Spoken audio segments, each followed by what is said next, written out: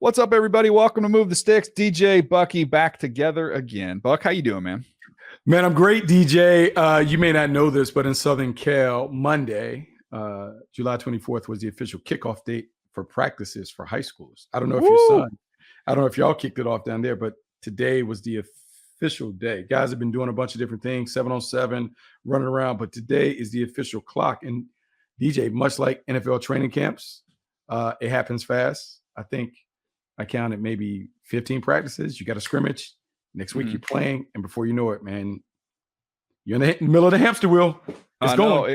It's going, man. It's already here. Yeah, I think we start maybe a tiny bit later. They're still doing their workouts and conditioning. I think they call it like acclimation. Oh yeah, that's where we're at. This is something like that. It's you get a 3-day acclimation, then you can put helmets and shoulder pads on, and then the 6th day you can begin to clack and do all the other stuff. Yeah, here we go. Off and running. I'm excited about it, man. High school football is the best. We've got college football around the corner. NFL training camps have started to open up. We mentioned it the other day. We're going to be out on the road hitting some camps. Buck, refresh me again where you're going to be for the first day. So I have a few different. I'm going to go see the Minnesota Vikings two times. I'm going to double back. I'm going to go one Saturday, then I'm going to come back again and go another Saturday. In between there, I'm going to hit up the Niners, and then I also will see the Seattle Seahawks. That's fantastic. I'm going to be at the Colts for the first day. Then I have I'll Cowboys, Chargers in there, and then I'm also going to do Steelers, Eagles. I believe are the ones I'm hitting back east. So be fun. Get in, check in with some people, and check out some training camps, and we'll have updates for you as we report back in here on the podcast. How was last week, by the way? My boy Marcus was filling in for me. I was out in Alaska. I'll tell you more about that in a minute. But how was it? It was actually great, DJ. I got a chance to ask all of my fun fantasy questions. Nice. How to build a fantasy football team, how to do it, what has changed, the landscape, and those things. Marcus was great. Like you obviously can see why he's one of the best experts in the biz. And so it was fun to have a little bit of a crossover podcast where we talked about team building, but in a different sense. Yeah, I love it. And look, fantasy football is huge. I think people would be shocked to know how many people in personnel departments actually play fantasy football, because you've played it with your high school buddies, your college buddies, and even though you've ascended through the National Football League, it's kind of a nice little thing you do on the side. Now, they can't dedicate the kind of time to their team management that maybe some others in the league can, but it's still a fun way to keep in touch with your friends. Oh, man, it's a fun way. It's a great game, man. I feel like the NFL has continued to increase in popularity. A lot of it is due to fantasy. It's due to everybody being able to get into it, whether it's a man's league, women's league, you have work leagues, you have all these different things. I have high school kids talking about their fantasy teams and all that. It's just been a great way to increase the popularity because you have more eyeballs on the sport because everybody wants to know what their favorite players are doing. No doubt. All right. Today on the show, we're going to hit up a little bit of this running back discussion, jump in on that. Also going to talk about these quarterback contracts that could be coming shortly. And maybe if we have time, we'll delve into some college stuff and a couple college players. But I do want to start off, Buck. My trip, just got back from Alaska. I did this trip with my dad. He's a pastor. He has a couple of these cruises he does every year, and he has like 1,000 people on there to kind of hear him speaking. On this one, they had a little football element, so I was on there, did some stuff with James Brown, legendary Hall of Fame broadcaster at CBS. And then and Tony Dungy, Coach Dungy was on there as well. So it was cool to kind of have some football conversation as you're on vacation. But I wanted to hit you up with two little stories that I heard from Tony Dungy and get a chance to visit with him and get your thoughts on them. You ready? Yeah, let's do it. All right. So always trying to figure out the quarterback position. We talk about it on the pod all the time. We're going to talk about a couple quarterbacks here in a little bit. But kind of what makes those guys great, how you evaluate them. It's one of the most difficult things to do in this job is to evaluate these quarterbacks, try and get them right. If you hit on one, you're set for a decade plus. We've seen organizations wander in the desert for 20 years trying to find a guy that can't find him. So when you get a chance to talk to somebody who's been around greatness, I love to kind of pick his brain a little bit. So I wanted to get some more Peyton Manning info and nuggets. And we've heard so many stories over the years. But this one was one that actually, I'll give you a couple Peyton stories that stood out to me. Number one, remember when Anthony Gonzalez was picked, took the wide receiver out of Ohio State? Yeah. So he was telling the story about when he got picked, Ohio State was on the quarter system. So in other words, for the off-season work, when you come in for mini camps, he couldn't come in because he hadn't graduated. Their school year had not ended. So you weren't allowed to come to the facility at that point in time. So it frustrated Peyton to no end. Like, here's a first round receiver. We got to get him plugged in. We got to get him going. So he's in Columbus, Ohio, which is 2.5 hours away. And he had to finish his classes. So he couldn't leave Columbus. So it's not like he could go on his free time and come try and find Peyton and do a one-on-one workout. So Peyton would do the off-season day, go through the whole day, go through the practice. He would get in. He did all this on his own. Got in his car, drove 2.5 hours to Columbus. Wow. Gave him the install for that day, and then went through the full workout with him to get their reps in, to get their chemistry done. Then would drive back to Indianapolis, get up the next day, do the same thing over and over again. So you're talking about 6+ hours round trip as a Hall of Fame quarterback just to get on the same page as your rookie wide receiver in the spring. So when we talk about these guys, like, there's a difference between committed, dedicated, and obsessed. Like, that is a level of obsession, is the reason why he goes down as one of the greatest of all time.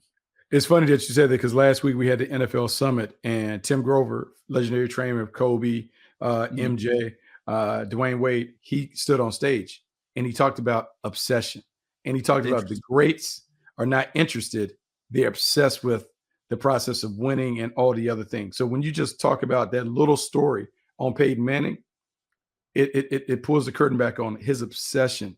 His obsession when it comes to, I want to be great. I want my team to be great. I'm going to pay attention to the details. This guy can't get here. So you know what I'm going to do? I'm going to take training camp to him. And that's how important it is. And then DJ, people are going crazy about the quarterback series and what Pat Mahomes did. We talked about what Pat Mahomes did, basically a mini camp install away from the facility. DJ, that's the difference. The great ones, they know, man, champions do extra. And so that is a great example of a Hall of Fame quarterback, a championship level quarterback, and what they do. That's what they do all the time. They're obsessed with it. Mm-hmm. It's just a different level of obsession. And one of the other stories he told that I thought was pretty funny. Who was the tight end with the Colts? Pollard. What was his first name? Marcus Pollard. He now works with the Jaguars as a player development. There you go, Marcus Pollard. So you have to hit him up on this story and get confirmation from the one Coach Dungy told. But he said, he's a young tight end, and they're out in the field, and Peyton just starts going off on him. You're not here. You're supposed to be there. Coaching him up on where you're not where you're supposed to be against this look. Blah blah blah. And he said he kind of looked at Peyton and was like, "Well, the tight end coach told me the opposite." Going through this whole thing. So he goes to Coach Dungy, comes over and talks to him and says, like, "Hey, what's the deal?" He's like, "I don't know what I'm supposed to do. Like, my tight ends coach told me I'm supposed to do this. Peyton's yelling at me, telling me I'm supposed to do that." He goes, "Well, if you want the football, I'd probably go with the quarterback on that one."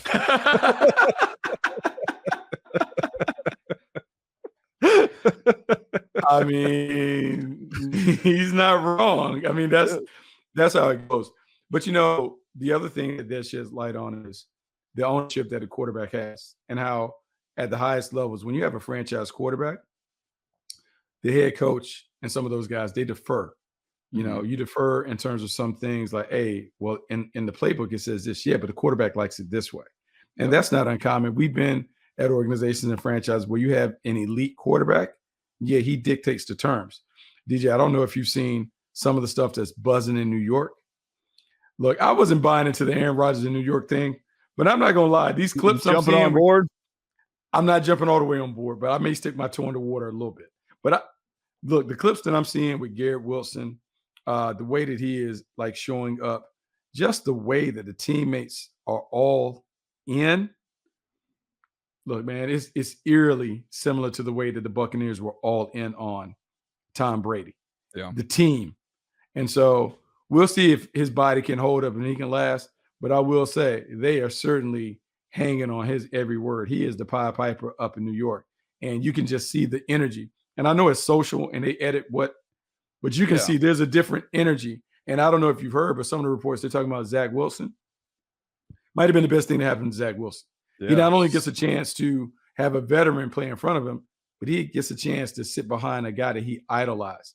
And if it's open and sharing, Aaron, well, Zach Wilson's going to have a chance to rebuild his career and become a better player because he got a chance to sit behind a great one and the great one is willing to share nuggets that can help him be a better player.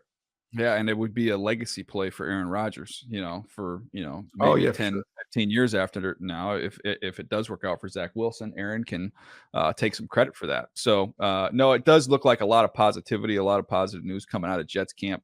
I'll give you one more story from Coach Dungy, and we'll kind of jump in. We'll stay on that quarterback discussion here in just a second. But the other one, I talked about all the great players he's been around and the other great coaches he's been around.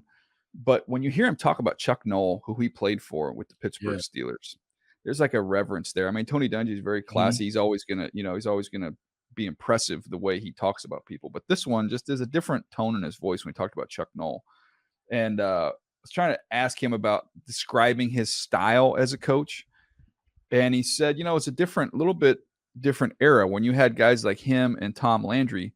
Those guys were not yellers and screamers. He said the most, and this is something I was thinking about you as a coach. The most common thing that Coach Noll would say to him was, "What'd you see?" In other words, you Mm. make a mistake instead of "What are you doing?" Da da da. You're supposed to be here. You're there. You're supposed to do this. You dropped it. Concentrate. Blah blah blah. He would just put his arm on and say, "Hey, what'd you see?" And I think that's a teacher, right? That's okay. You Mhm. made the mistake. You made the mistake. I don't need to yell at you and tell you made a mistake, but just tell me what were you looking at? Why did you do what you did?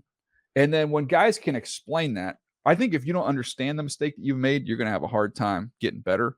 But I think it's got to be encouraging. And I'd love your thoughts on this, even just at the high school level. It's got to be encouraging to you when a guy knows what was wrong and what he saw. Say, Coach, I saw this, but it wasn't.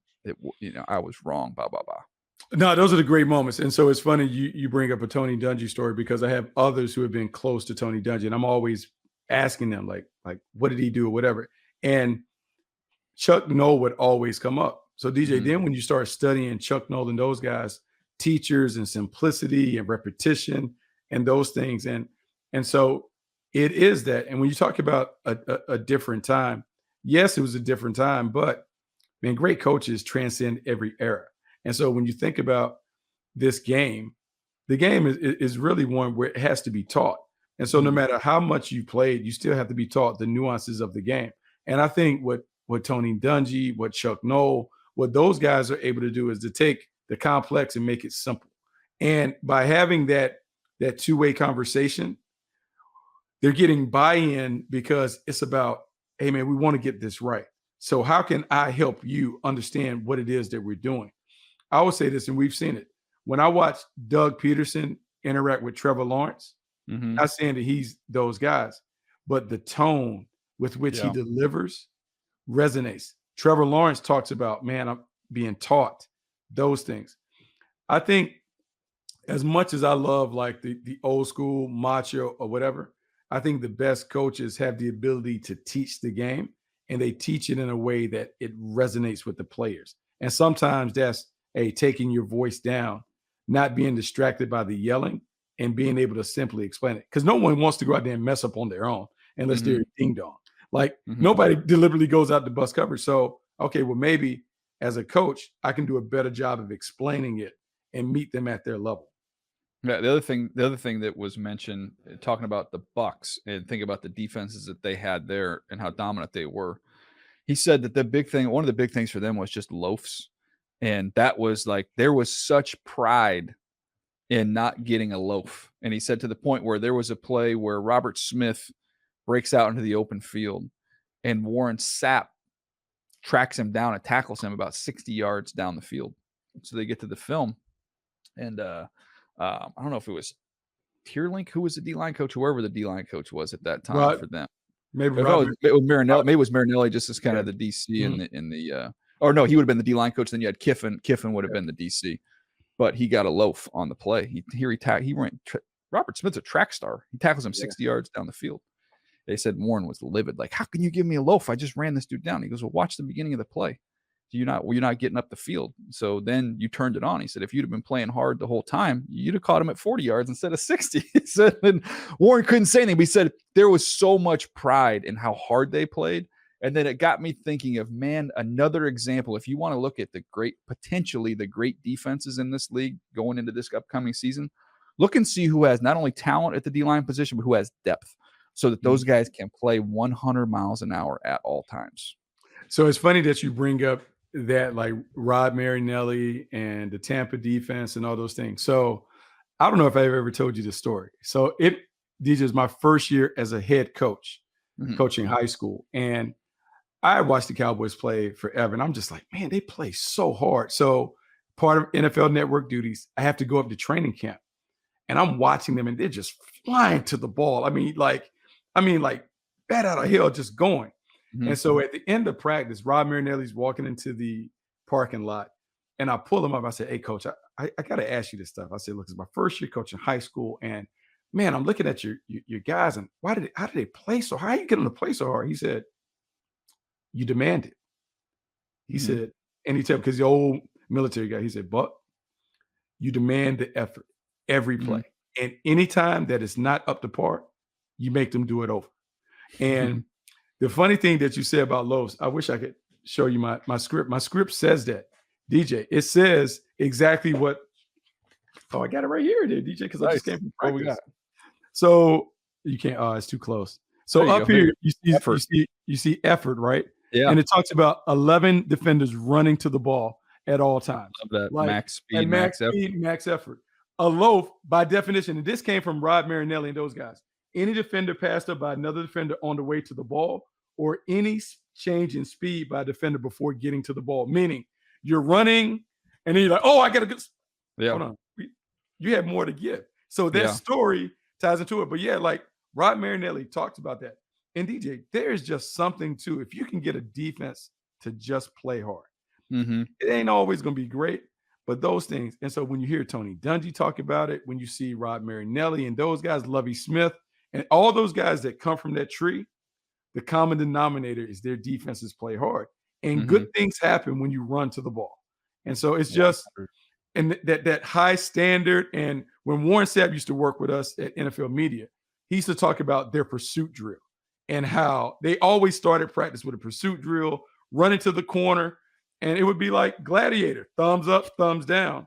But it's, you're thinking about Mhm. pros, but they still demand the kind of effort that you would demand from Pop Warner kids. And so it works. It's something that has been passed on. You talk about Chuck Noll telling Tony Dungy, telling all those other guys, but it continues to work in this league.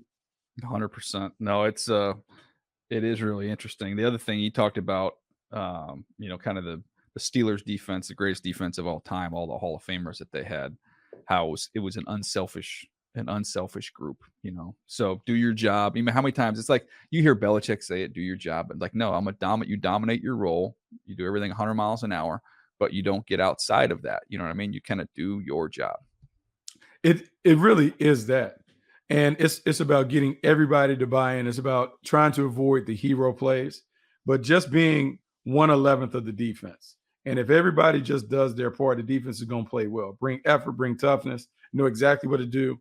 You're going to have a chance to play good defense. And the depth that you talk about is really critical, because in today's game, you can't just play with those four guys up front all the time. You got to have 7, 8, 9 guys that can play, because then I can play hard and I can tap my helmet and get a blow, and somebody else is going to come and play just as hard as I play. No doubt. All right, football's back. Celebrate by watching as teams across the league take the field for training camp. Back Together weekend presented by YouTube, with 2 full days of practices and player interviews, mic'd up moments, and fan fests across the league. It's a can't-miss NFL reunion. NFL Network and NFL Plus have you covered, with the coverage on Saturday, July 29th and Sunday, July 30th, with their additional coverage on ABC and ESPN. Go to NFL.com/backtogetherweekend for ways to watch. All right, we teased it about the quarterbacks and some contracts. Maybe they're coming here soon. We shall find out. We're going to talk about that right after this. All right, Buck, let's jump into this quarterback chat here real quick. The 2 out there, I think everybody kind of knows, the ones that we're waiting on. You think about Justin Herbert with the Chargers, think about Joe Burrow, Mhm. and you already had the Jalen Hurts contract that came down. Those seem to be the next 2 that are on the horizon. And, I'm curious to see which one gets done first of all, but then to see the personnel department and the challenge that's issued, because I almost got to believe once that happens, because of the chunk of the pie that's going to be taken up with this contract. Because either these are going to be massive deals, man. The numbers are going to be huge. It changes as has been well documented, how you function, how you build your team going forward. But I almost wonder if there's an immediate change in that, hey, coaching staff guys, we better be spending our time in developing our 5th, 6th, 7th round picks, our undrafted free agents, the guys that we have to unearth some cheap starters here over the length of this next contract. Hopefully for both those guys, you're talking about the next 15 years having these guys. So teaching, developing, finding young, cheap starters. They might not have to do it this year, but going into next year, you need to have those guys developed and ready to roll. Yeah, you got to develop them, and the game changes because if you're going to pay, let's just talk about 50 million plus for the quarterback. Now, DJ, your resources are still going to the quarterback to make sure that quarterback plays at that level. So we've always talked about the P's, right? And so we talked about the playmakers and pass protection and all that other stuff. But DJ, the pass rushers. So when I think about like your situation with the Chargers, right, and Tom Telesco learned at the knee of Bill Polian. When you watched how those Colts teams were constructed back then, because you're always influenced by what you're around. It was Peyton Manning, who they paid big money to.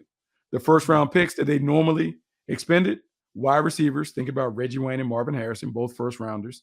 Dallas Clark, I think, was a first round pick. The left tackles, Tariq Glenn and those guys were first round picks. And then the pass rushers, Dwight Freeney. Now they found Robert Mathis later. But they paid him. They paid him. And so let's just think about the premium positions you'll spend a first round pick on. They would draft cornerbacks because you remember they took Marlon Jackson and those things. But everybody else, hey, coaches, we got to get in the grass. We got to develop them. We're going to play young guys. We're going to do it. And sometimes, DJ, if you're high powered on offense, then maybe what you want is a little more simplistic defense where you can play young players and get it going. And so when we talk about team building, a lot of times you hear us in games talk about complementary football. Well, team building is complementary construction. How do I complement what we have? Franchise quarterback? Well, I'm going to devote the resources to offense with the exception of 2 or 3 marquee positions on defense. Got to have multiple pass rushers.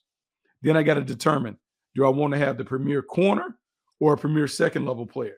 But it has to be that because it can't, all the other stuff has to go to the offense. Yeah, and I think you can schedule your vacations now for the first week of free agency. Set that one out. Those are premium prices. We're not paying premium prices anymore. No need to. No, we're going to have to do it, and we're going to have a plan to get the young guys on the field. And at that point, we've talked about it. When the quarterback is young and playing on the rookie deal, I will pay whatever I need to pay to surround him with big-time playmakers. However, when I write that check for him, now we might have to skew younger. Elevate some of these guys. Because now he's a de facto wide receiver coach. He got to develop the younger guys. He got to get them on the same page. We now need to take some of that capital that might be going to the wide receivers. Now we got to put that in the pass rusher. Because if my quarterback is what I think he is, we're going to be playing with leads. And so if I'm playing with the lead, I need closers that can finish the game. And one thing to keep an eye on with these 2 deals, and we'll see again how they turn out. I'm curious. I know the numbers are going to be big. I'm curious on the length because one of the things that Mahomes did, he did the Chiefs a tremendous solid by going so long in his deal, which allowed them to move money around, which allowed them to take care of a lot of other guys in their roster. I think Hurts 4 years.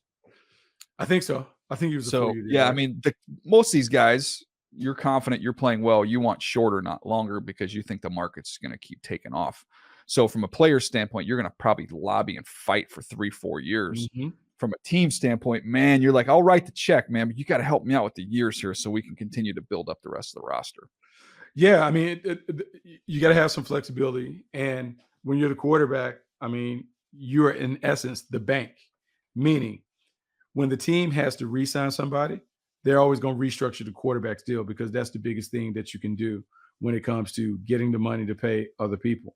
And so it needs to be team friendly, but have some things in there that allows you to borrow against it, taking a second mortgage out so you can get some of these other players. Yeah, but it's a huge deal. It is important that you do have the quarterback locked up long enough to allow you the flexibility to do some of those things while knowing that he's going to fight for a shorter term because he wants to get paid. And look, in the end, if I got a marquee quarterback, no one haggles for paying for greatness. It's the mediocrity that you don't want to pay for. Yeah, and Nabil put the contract for Hurts in the chat here. So that was a 5-year contract, not a 4-year. It was worth $255 million, just over $110 million of fully guaranteed money at the point of signing, $179 million for injury. So those numbers are going to get way passed up as these next two deals come in. So I think it might have been Dak Prescott. Maybe that's who I was thinking of with the 4-year deal. Yeah, I think was that 4-year 160. So that's what it seems like. I think that was the deal back then. Yeah, 4-year $160. You're right, 126 million guaranteed. So there you go. That was the deal. So keep an eye on the years. Don't just keep an eye on the money. Keep an eye on the years when these contracts come down. A couple more things before we get out of here, Buck. Running backs. It's obviously been the discussion. I know you wrote about it, but just love to get your thoughts on where we are as the position. I understand, Austin Eckler's kind of been the driving force trying to get these guys organized, get them together. In Saquon's, I think Josh Jacobs just left Vegas, so he might not be out there in time. Saquon's going through his deal. He's had a lot to say. Austin's been incredibly frustrated. At the end of the day, it's not saying we don't think running backs are important or running backs have a tremendous role on their teams and they can win games for you. They have no leverage. I don't know how else to say it. I feel bad for them. I do. But if you're a team, there's no reason for you to nudge. You have every ounce of leverage on your side. Yeah, you have every ounce of leverage, and I understand it. Here's what I say, because there are a couple of different things when it comes to the running back stuff, and I think it's important to make distinctions when it comes to it. Okay, so you have a faction of folks that never want to pay the running back, and I actually understand and get that. But then what you have is people that not only they don't want to pay him, they don't want to draft him early. And what I would contend, I disagree with that. Yeah, I'll disagree with that. And so what I would contend is, if you tell me that I can get a Bijan Robinson in the draft, right, and I could take the Saquon Barkley approach. I have him for 5 years on his original deal. I have 2 franchise tags in my pocket, which now takes me to 7 years. DJ, I can't really think of a running back that has been elite in years 8, 9, 10 at the position. It just doesn't happen in the game. So my thing would be, take the most talented player high, knowing that this is a 7-year deal. And at the end of 7 years, I'm not going to pay him. I'm not going to go above and beyond that. The issue that can come about is when you take lower round guys. I'll say this: you may get a lesser talent, but they also come up sooner. And so you have to kind of do that. If you're going to take a later round pick, to me is, hey, I'm going to take one, but I'm going to draft one every year. And I just know I'm never going to pay him. And everyone in the building has to be okay with that. So my thing is just the nuances between the approach. I'm not saying that you have to pay them Todd Gurley money. What I'm saying is, take a really good one in the first round and do it. And I've seen this because people brought this up. I think Tyler Algiers and Christian McCaffrey, I think the rushing yards were the same. People saying like, hey, you're paying X million per rushing yard for McCaffrey and such thousand for that. The only thing I would say in terms of stat gazing, be careful, because it's a bigger impact that also goes on when you're looking at the position. When Christian McCaffrey breaks the huddle, you treat him differently than you would a Tyler Algiers. So some of that is that. Now, you can debate whether you want to pay that much premium for how the defense reacts, but there's a difference between some of those guys that we're talking about with the numbers and other guys that may be putting up comparable statistics. Yeah, and I think to your earlier point, I mean, Derrick Henry, he came off his 7th year and he had 1,500 yard season.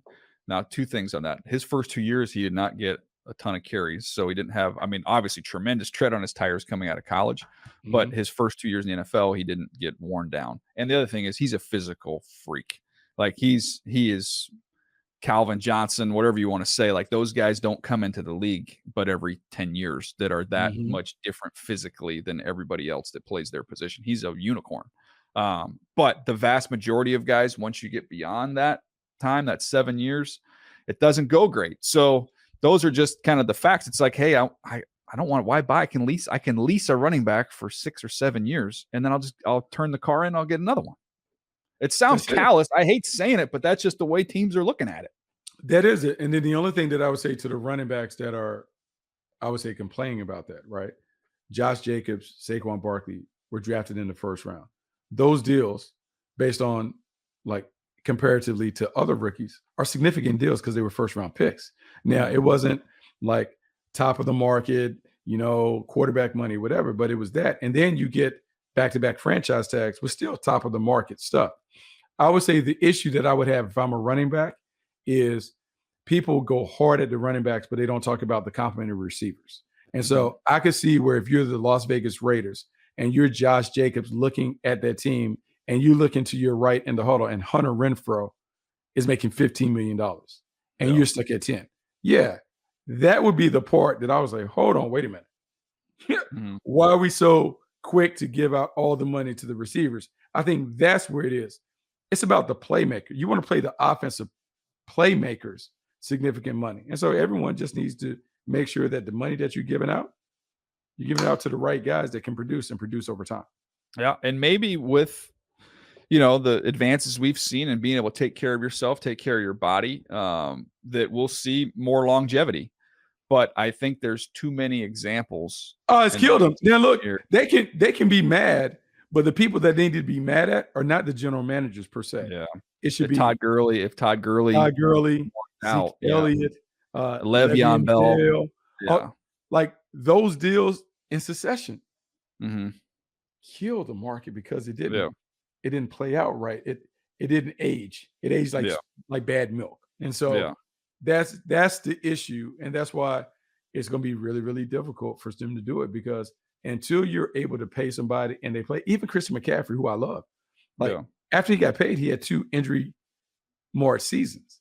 Mm-hmm. He hadn't been injured like that before when it was time to pay him. And so it's just one of those things with the position. So to summarize kind of my feelings on it, I don't blame the running backs at all for trying to push and bully their way into an extension. I don't blame them. You can push and you can bully. We saw it work with Kyler Murray. We saw Kyler Murray, Eric Burkhardt, his agent, put out the all caps. Remember that, the all caps letter? And and you know what? They had some leverage because if your quarterback doesn't show up, it's hard to win games. And, they had some leverage there. Now, it ended up being the right move because we've seen the stock for Kyler Murray due to injury and other reasons completely tank. So they were smart to push them to get a deal done now. But they had some leverage as a quarterback. You just do not carry that same leverage as a running back. It just it doesn't happen. It doesn't work that way. It doesn't work that way. And it's one of the things that you have to understand. And also, like, I don't think people pay close attention to the new CBA and what the CBA did when it came to holdouts and all that. Can't do it. It wiped away all the leverage. Even Chris Jones, he's not a running back, but Chris Jones from the Kansas City Chiefs, like, man, it's great you can withhold your services, but you're in the contract. It's $50K a day. And we no longer have the ability to wipe away your fines. So whatever you're fined, you're having to write that check. And so it's one of the things. It's in the CBA. When you have a collective bargaining agreement, great general managers understand all of it, and they will use the vehicles to their advantage. And so for running backs, look, man, you can let us on the media side do all the kicking and screaming for you. But when it comes down to it, there is nothing that Josh Jacobs and Saquon Barkley can do to make the Giants or the Raiders pay them what they want. It's nothing they can do. It's done. You got to take the deal when the deal was on the table. It's unfortunate, but we all sometimes have to make concessions. They didn't do it, so now they have to play on the tag. There's not another option. Yeah. No, you're absolutely right. So it's been a popular topic of conversation of late for sure. 2 quick things on the college front, Buck, as we come to a close here. Got the First Look series is out. I've got, there's Jared Verse. You can find that on NFL.com. Did his write-up from Florida State. Caleb Williams, talented quarterback from USC. That one's out. Marvin Harrison Jr. is out, the wide receiver from Ohio State. I just finished up Brock Bowers. I think that'll come out tomorrow. and then I have Drake May left. So kind of wrap up that little mini series I do on some of these top college guys. A couple that we haven't talked about yet with Marvin Harrison and Brock Bowers. Marvin Harrison, as good as what you had thought, when you casually watch a guy, you never know. Then you really dig in and see, okay, what does this look like? Elite ball skills. He's a lot stronger and a lot bigger than his dad. He's not quite as shifty and as quick as his dad. Obviously, he's a bigger guy, Mhm. but graceful when the ball is up in the air, and then he's physical and strong after the catch. There's an adjustment. I can't remember the game, Buck. It's a back shoulder throw. He's up in the air, he twirls around and catches it, and then he's on a 360, hits with his feet pointing towards the end zone, hits the ground, and goes. I'm like, okay, that's some freaky ball skill stuff there. I still think you could see him from throughout the season. He got more polished as a route runner as the year went along. He's just getting better and better and better. And from all the stuff I get out of Ohio State, he's a maniac worker who's obsessed. I don't see how this kid's not a great player. I got even more for you. So you would think that a guy who has a Hall of Fame dad at the same position that he plays would spend a lot of his time working with his dad. The guy who has really helped Marvin Harrison Jr., you remember Kevin Johnson, the Yep. former quarterback at Syracuse that played for a long time in the league with the Mhm. Cleveland Browns? Evidently, he has been the guy that has worked with them for a long time. Years ago, when Marvin Harrison was coming through the Nike tour, I remember it might have been at the Jets facility. He comes through, whatever. Kevin Johnson is there because he's in Jersey, so they've always done it. And because Kevin has the ability to do the talking, sometimes like your kids don't come to you for advice and certain Yeah. things, even though you're like, dude, like, this is my wheelhouse, but whatever. Yeah. Kevin Johnson has played a pivotal role in kind of helping him with the training. This is it, man. He's a really good kid, a great player. And DJ, man, you just see the size difference between he and his dad. But all that Hall of Fame talent is right there in the bloodlines. I mean, Mhm. to me, he's an easy evaluation. He is terrific as a He playmaker. he is absolutely. Now, the one thing, if you look at all those recent Ohio State guys, in terms of just like suddenness and quickness in and out of breaks, like Garrett Wilson can do some things in that Mhm. department that he can't do. Smith and Jigba is really quick too. Different style receiver. He is a kind of play above the rim, go down the field, attack type Yeah. player. He's going to be good after the catch because he's fast and he's strong. He doesn't have quite as much wiggle as those other guys. Well, he's different than most of the other Ohio State receivers that have come out. Most of those guys Yeah, have been, 6 foot, 6'1", right in that. He's a bigger yeah. body, different. But look, this would be a huge year for him. We've already talked about him. People have him pegged as a top 10 talent if he elects to come out. He is a number one. It's an easy evaluation in terms of when we talk about a wide receiver one, Yeah. that's how you want your wide receiver one to look like. Size, talent, playmaking ability. He has all those things. He kind of reminded me a little bit of a mix of AJ Green, with AJ Green's kind of acrobatics up in the air. And then, but the strength wise, now he's probably a few pounds lighter, but Andre Johnson, how he kind of played the Mm. game. I think he's got kind of a blend, nice little mix of those two stud receivers. Man, that's a nice comparison. Yeah, it's big time dudes. And then Brock Bowers, again, that one should be out tomorrow. Not it's a different body type for a tight end. So he's listed at, I think he's 6'4". I think he's probably going to come in low 6'3s. This is what it looks like eyeballing it on tape. 240 pounds, maybe 235, 240 pounds, built almost more like an H than like a true hand in the ground wide tight Mhm. end. But as a player, reminds me of Kittle just because of how strong he is, how fast he is. He's even a little bit faster than George, who ran really well. He's ultra competitive as a blocker. A lot of it's from, he's detached and he's kind of comboing up the linebackers. You see him get out in space and get after guys. He's not going to be, I think some of the knock or the concern is going to be, okay, as an inline wide tight end in the run game, is he just big enough, long enough to be able to dominate in that area? Maybe not, but he'll compete. And to me, you're going to want him detached anyways. And then what he does after the catch is what makes him special. They put him in the backfield, Buck. They give him tight end sweeps. They'll split him out wide, give him, jet sweeps, you name it. They just get the ball in his hands, and that's when the fun starts. It's not fair. It's not fair for someone to have all those tools. To think that he comes from way out here, goes to Georgia, falls into like a starting position. You look at that tight end room that they had, man, how they could hit you with so many different types of Yeah. playmakers at the position. Man, he's that guy. And DJ, you think about like what he can do. He kind of reminds me of, you remember how you used to perceive Jeremy Shockey when he came out of Miami, Yeah. and how Shockey was look, he was an inline tight end, but really, man, he was kind of like the H-back type, could get down the seams, was explosive and dynamic. And his first couple years in New York, he was tearing it up. Yeah. I can see Bowers do a lot of those same things. Yeah, I mean, I'm gonna pull it up right now just because Shockey like 6'5". Always Jeremy Shockey. Jeremy Shockey. Let's pull this up here. He's listed at six. Wikipedia has him at 6'5", Buck.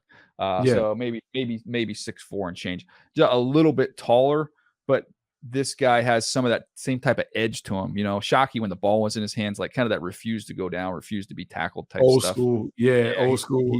he's got that. This dude, I mean, he's gonna run low 4.4. He can roll. He looks like the fastest guy in the field out there. He's a playmaker, man. He's so good, man. And you just think about these positions and the tight ends and just the way the game is changing and how these guys can run routes like wide receivers, but still have the ability to block like an offensive tackle. I mean, it's such a freaky position. And we're seeing so many of these different body types begin to emerge and have success immediately in the league. Yeah, no doubt. All right. Well, this has been a fun episode. I do want to tell you, I cannot remember the gentleman's name, but somebody when I got off the ship in Ketchikan, Alaska, said, DJ, and I came over and said, "Hey, how's it going?" He said, "Tell Buck," I said, "What's up, man? I love listening to the podcast or whatever." So we've got some podcast listeners that are out and about traveling. We're everywhere, man. So you got a Bucky Brooks fan in Ketchikan, Alaska. No, that's fun, man. It's always fun. Like when you're out and about. I was in Chicago a weekend ago, and the people coming up talking about the podcast and those things always kind of catch me because I always think podcast audio, but then the video and all of the those. reason why it works though is because we've never tried to do anything that was for clicks or downloads or shock jock. We look at our pod as just me and you, buddies who have a connection through football, just chopping it up. And there's a lot of people out there, as we've learned over the years, that enjoy that. You know, take all the other nonsense and all that fluff and hot takery. That's not us, man. But people feel like they know us and they feel like they're our friends, and we feel the same way because it is just it's a fun place for us to chop it up, talk football, what's going on, and what we expect to happen. So it's why I love this so much. We're coming up on 1,000 episodes, Buck. I think this is episode 970. That's so crazy, man. It's so crazy. We talk about like almost 10 years in the game. It's bananas to think about. Yeah, that's pretty wild. We'll celebrate 1K when we get there. Shout out to Nabil for holding everything down. Appreciate Marcus stepping in for me while I was out last week. We are getting ready to get training camp fully cranked up. We'll be out on the road, but we'll have you covered here with all our pods. As we get towards the season, we'll get back into doing 3 a week as well. So be on the lookout for that. In the meantime, we appreciate you, and we'll see you next time right here on Move the Sticks.